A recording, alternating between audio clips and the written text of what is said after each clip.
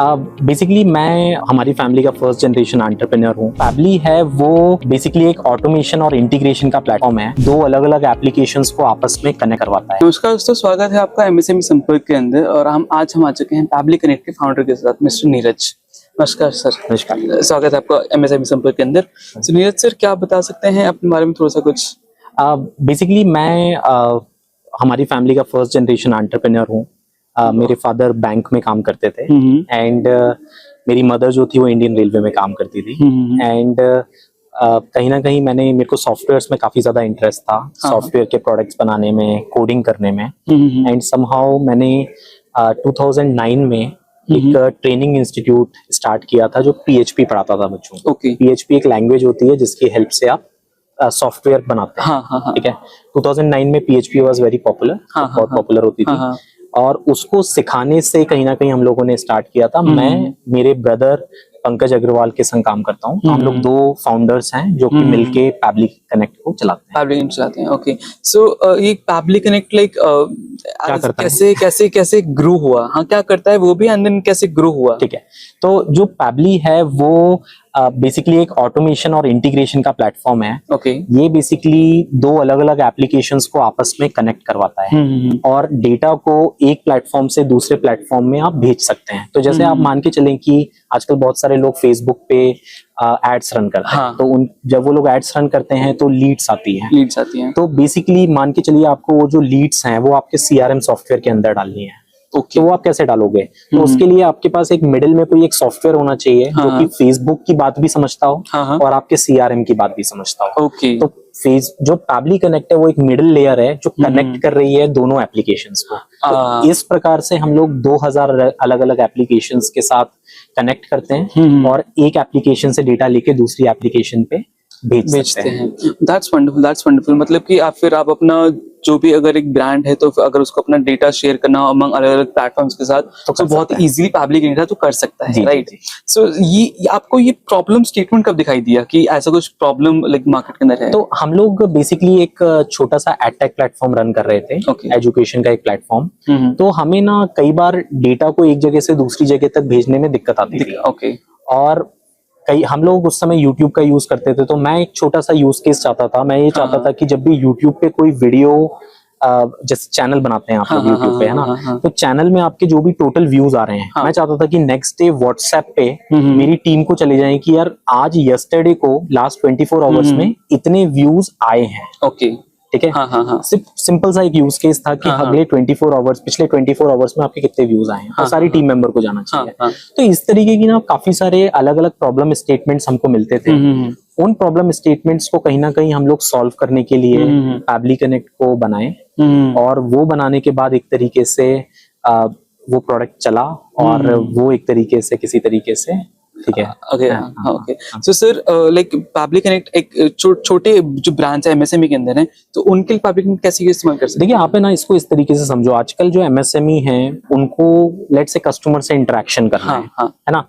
और आजकल MSME customers को अपने चीजों के बारे में बताता कैसे है? जैसे फॉर एग्जांपल आपने देखा होगा आजकल बहुत सारे मर्चेंट इंडिया मार्ट पे अपनी लिस्टिंग करते हैं। मान के चलिए इंडिया मार्ट पे किसी MSME ने अपनी लिस्टिंग करी और वो लोहा बेचता है, लेट्स से स्टील रॉड्स बेचता है। तो जैसे ही वो स्टील रॉड्स एक तरीके से सेल होती है, मतलब उसमें कोई बंदा इंटरेस्टेड है तो वो अपनी लीड डालता है इंडिया मार्ट पे।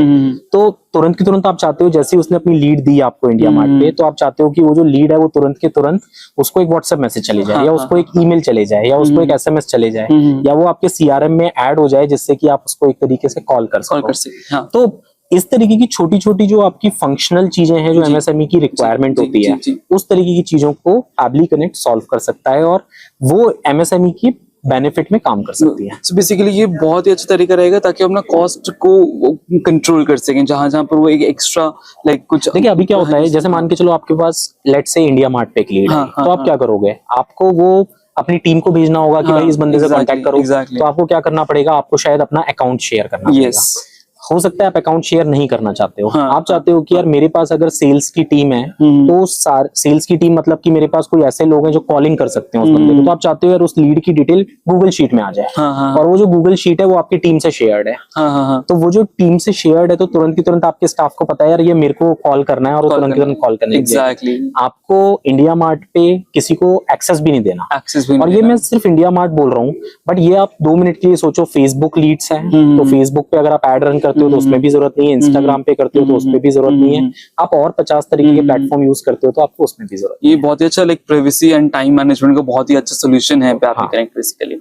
सो सर लाइक आप जैसे आपने बताया कि आपने पैब्लिक कनेक्ट को बहुत ही अच्छे से ग्रो किया है फ्रॉम स्क्रैच, सो कुछ एडवाइस रहेगी एमएसएमईज के लिए कि वो ऐसी लाइक क्या वो कर सकते हैं? देखिए आपको ना थोड़ा सा किसी भी एमएसएमई को या किसी भी बिजनेस को ग्रो करने के लिए आपको उसके यूज केसेस को लोगों को बताना पड़ता है। ओके। आजकल एक यूट्यूब एक ऐसा माध्यम बन गया है या ऐसा मीडियम बन गया है जिसकी हेल्प से आप ज्यादा से ज्यादा लोगों के बीच में पहुंच सकते हो। तो मैं आपको ये कहूंगा कि भाई देखो, अगर आप स्टार्टअप हो और अभी आप सिर्फ कुछ करने की कोशिश कर रहे हो, तो अगर आपका सॉफ्टवेयर या कोई भी चीज कुछ करती है तो आप उनके यूट्यूब वीडियो बना के डाल सकते हैं। हाँ। वो यूट्यूब वीडियोस आज जैसे हम लोग ये बाती रिकॉर्ड कर रहे हैं, तो एक छोटी सा रिकॉर्डिंग है, हो सकता है किसी बच्चे को या किसी व्यक्ति को इसकी हेल्प मिले, जिस व्यक्ति को वो हेल्प मिलती है वो आपसे भी जुड़ता है कि हाँ भाई इस बंदे ने मेरी हेल्प करी थी, और वो आपको हमेशा याद रखता है। तो मैं आपको ये बोलूंगा कि भाई जो भी आप चीज कर रहे हो, अगर आपका उसमें कोई यूज केस है जिससे कि एमएसएमईज को मदद मिल सकती है, तो आप उस यूज केस को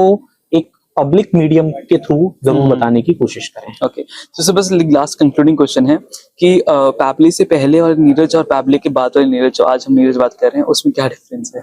देखिए मुझे ऐसा लगता है कि समय के संग हर बंदा इवॉल्व होता है। जो आप आज हो वो आप 2 साल बाद नहीं होगे, है ना। आपको लर्निंग होती है, आपको एक्सपीरियंसेस होते हैं, आप बहुत सारे लोगों से इंटरेक्शन करते हो। तो मैं बोलूंगा कि देखिए मेरे को पैबली के पहले और बाद में क्या डिफरेंस मिला, मैंने काफी सारे पैबली क्योंकि इंटीग्रेशन करता है, बहुत सारे अलग अलग सॉफ्टवेयर के संग करता है, तो मेरी उस वजह से बहुत सारे फाउंडर्स से बात होना चालू हुई। उन फाउंडर्स ने अपने चैलेंजेस बताए, वो चैलेंजेस आज मुझे पता है जो शायद मेरे को 2 साल पहले नहीं पता था। मैंने अपने चैलेंजेस भी लोगों को बताया कि भाई देखो ये मेरे चैलेंजेस हैं। तो क्या होता है कि जब आप कोई भी चीज बनाते हो तो उसका इवोल्यूशन ऐसे ही होता है कि बहुत सारे लोगों से आप सीखते हो और बहुत सारे लोग आपको सिखाते हैं।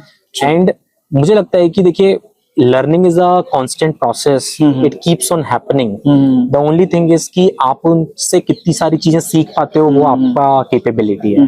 तो मुझे तो लगता है कि 2 साल पहले का नीरज और 2 साल बाद के नीरज में काफी डिफरेंस है, but at the same point of time मुझे ये भी लगता है कि आने वाले 4 साल बाद वाले नीरज में शायद और भी ज्यादा डिफरेंस होगा। Basically it's growth with time. It's a growth with time. Thank you Neeraj sir, बहुत अच्छा लगा आपसे बात करके, अपने बहुत कीमती समय दिया आपका। थैंक यू, नमस्ते। थैंक यू, नमस्कार। Thank you.